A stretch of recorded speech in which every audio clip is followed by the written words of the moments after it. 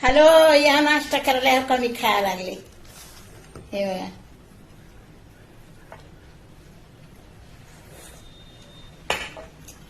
एकदम छान झाले.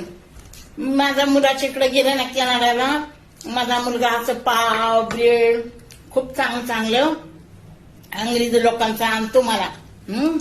मग मी काय करते माहिती, चहा बरोबर मी खाते. मग त्याला माहिती आहे मला मम्मीला आवडते म्हणून.